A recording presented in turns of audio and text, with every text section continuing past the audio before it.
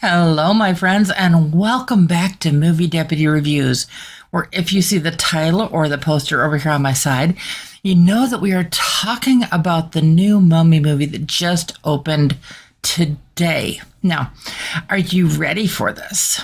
I hope you are, because this is going to be an intense review, and I just want to prepare you for that. I want to prepare you for the trailer. I want to prepare you for the movie.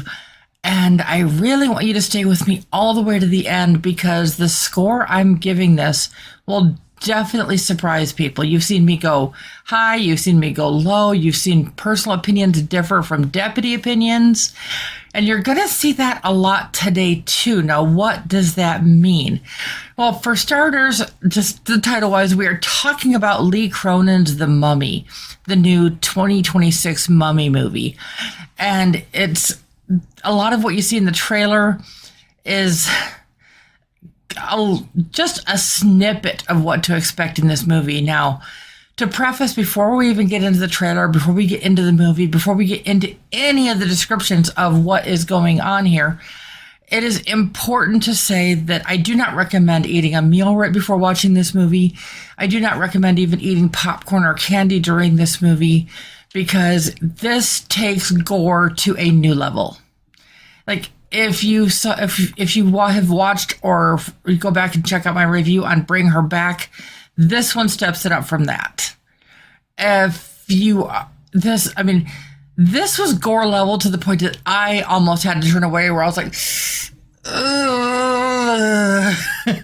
Where it's like one eye closed, one eye open, where I'm just kind of like, ugh. I was grossed out. There's one scene that was so bad I was gagging. I'm serious. I'm just like, that's fake there, but this takes intensity up to an entirely new level. Now, if you are hoping to see this thinking it's going to be a continuation of the Brendan Fraser mummies, absolutely not. There's no connection. If you are thinking this is going to be a continuation of the Tom Cruise movie, The Mummy, no continuation. This one stands entirely on its own. And the thing is, it's a mummy movie, but it's not a mummy movie. Now, what do I mean by that? Well, we're going to be getting a little bit more into that too. You know me, no spoilers ever. I would never spoil a movie. But what this one does is beyond disturbing. So let's jump in with the trailer on this one, and then we'll get into this a little deeper. Can I get 2 slices of pizza? No. Of course, honey. No, you never ever finish 2. Hello? Mr. and Mrs. Cannon, I'm Deputy Chief of the U.S. Embassy. Your daughter Katie has been found.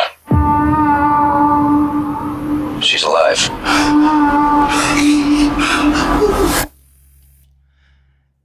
Now, think about this for a second. If your daughter had gone missing, what would you do to get her back?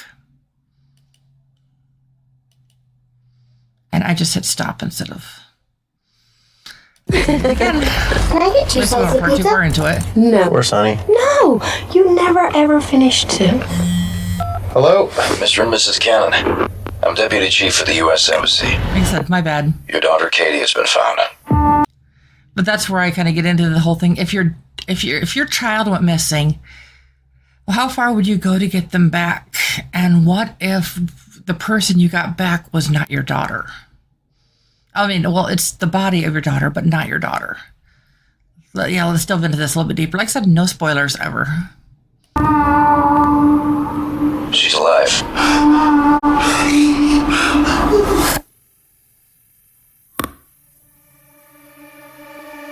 Big Blumhouse, you know. It's very important you fully prepare yourselves for what you're about to see.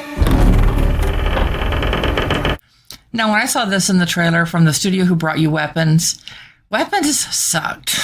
I'm not even gonna sugarcoat that. So when I saw this, I was having to temper my expectations for this movie, and I think I did so accurately, but I still had high hopes just based on the things that play out in this trailer.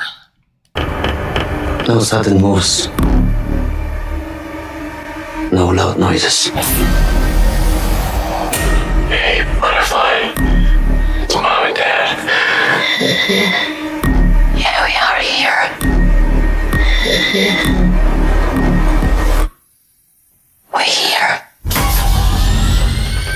She's been missing for 8 years. What was our daughter doing in a 3,000-year-old sarcophagus?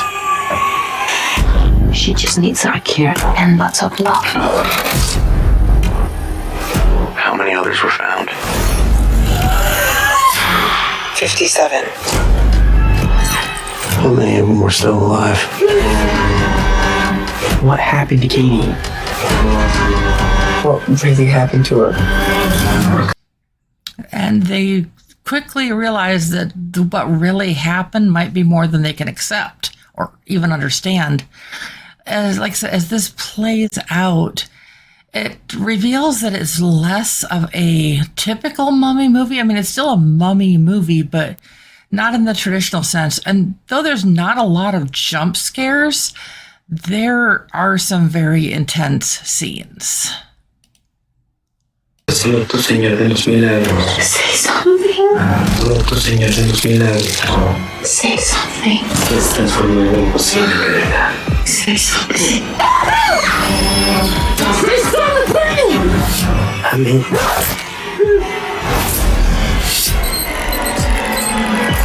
say something.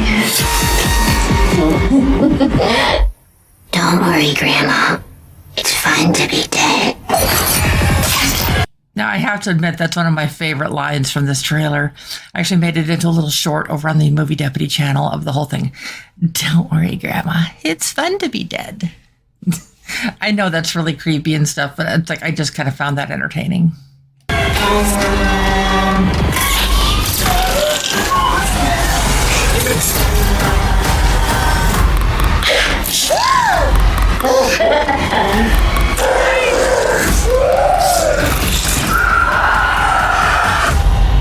I just want my daughter back.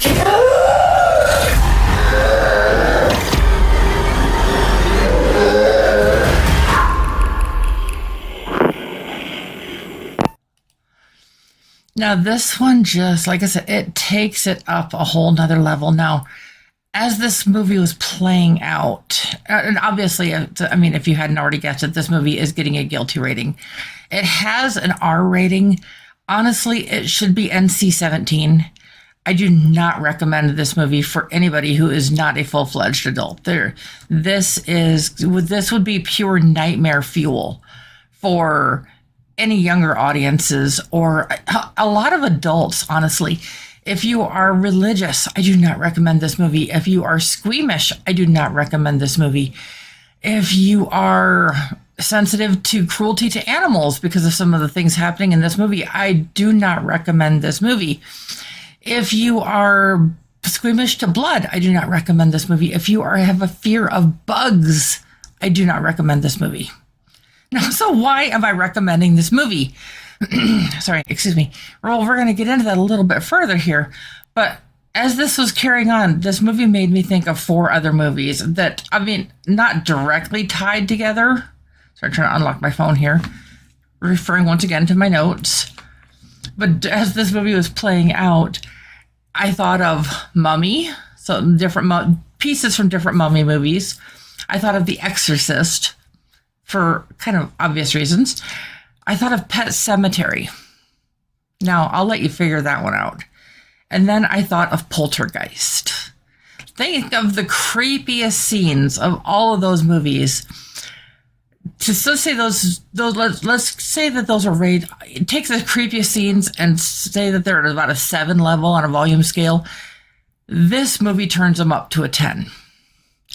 Now, there were times during this movie that I wanted to give it a 9. Like, this is probably, I need to fully explain to people. This movie is disturbing on every level, but it is done so in certain scenes excellently.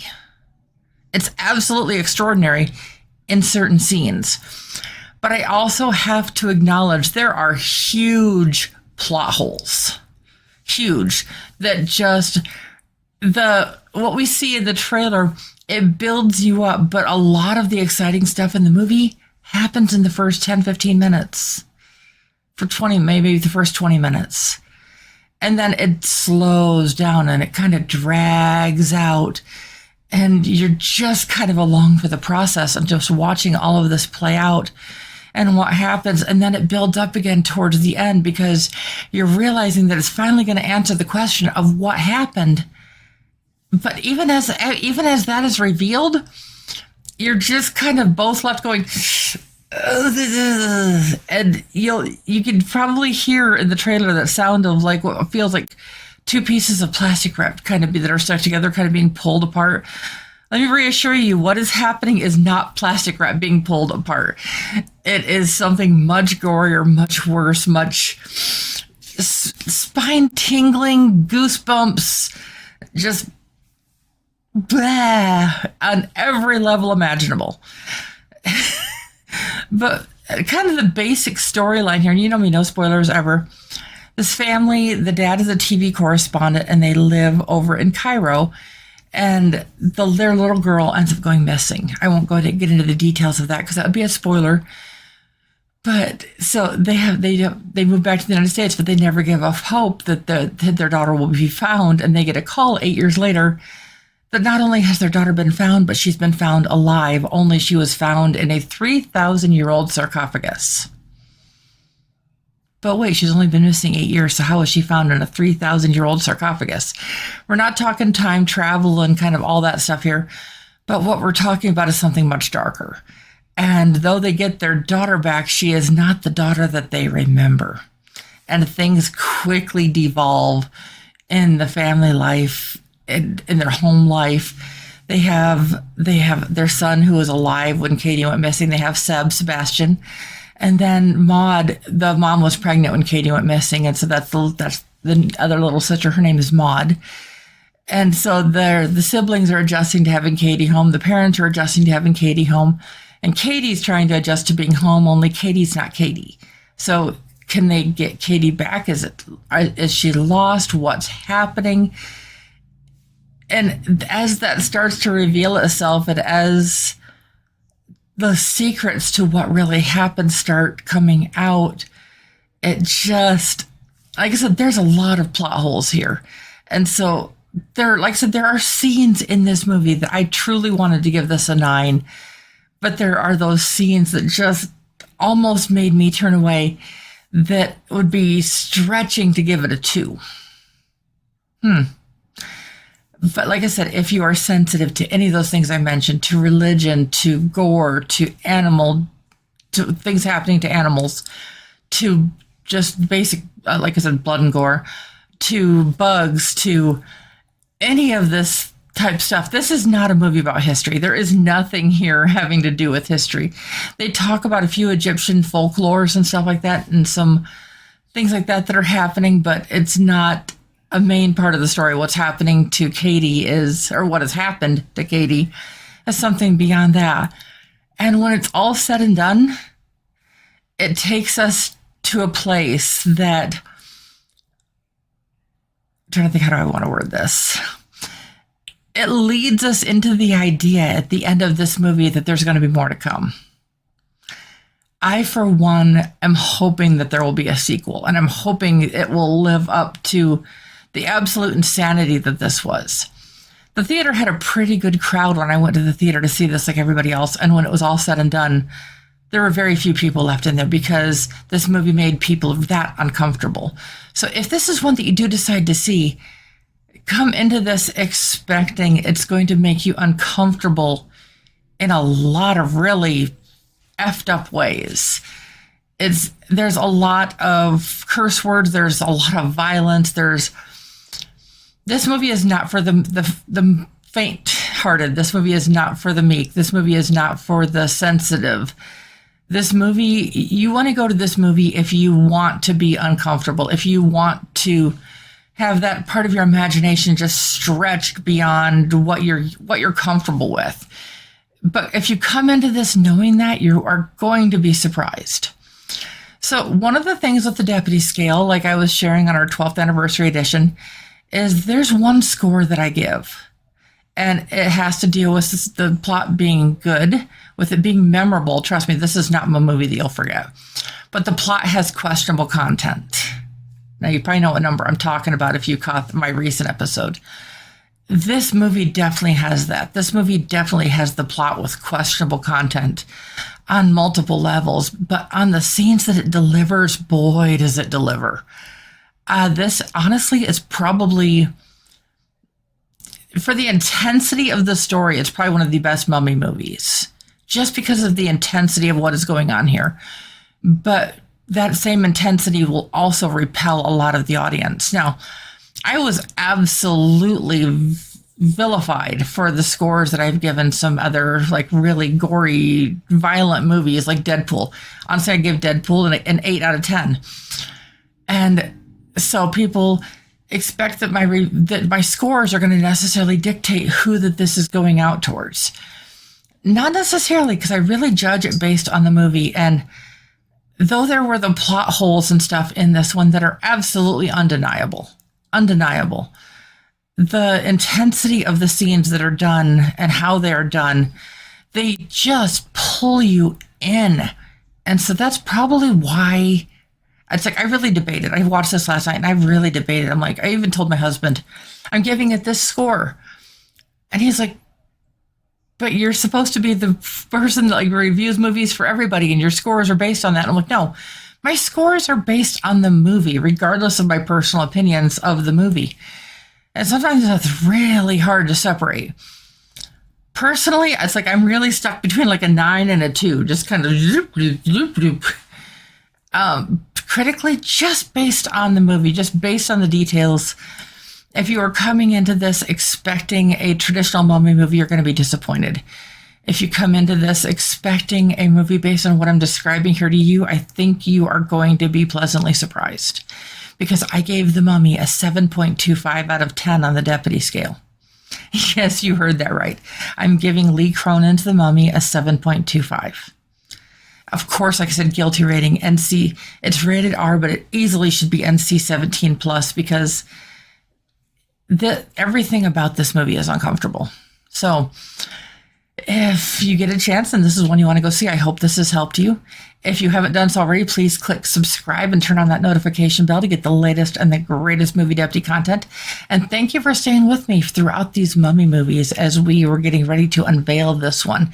And I will be back tomorrow with another movie for you. Which one will it be? You'll have to come back and find out. Bye, everybody.